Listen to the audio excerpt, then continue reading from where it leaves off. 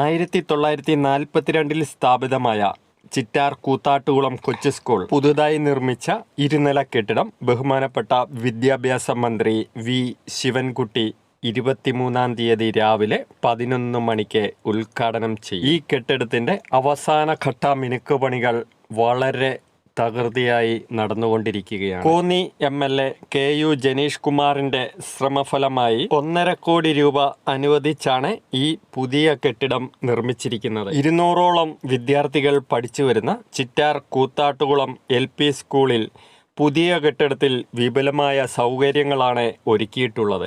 8 class മുറികളും office, ശുചിമുറി എന്നിവ ഉൾപ്പെടുത്തിയാണ് കെട്ടിടം പൂർത്തീകരിച്ചിരിക്കുന്നത്. 2024 സെപ്റ്റംബറിലാണ് നിർമ്മാണം ആരംഭിച്ചത്. ഈ ഒരു സ്കൂളിന്റെ 1 വർഷത്തിനുള്ളിൽ പണി പൂർത്തീകരിച്ച് നാടിന് സമർപ്പിക്കുവാൻ നേതൃത്വം നൽകിയ അഡ്വക്കേറ്റ് KE ജനീഷ് കുമാർ MLAക്ക് അഭിനന്ദനങ്ങൾ.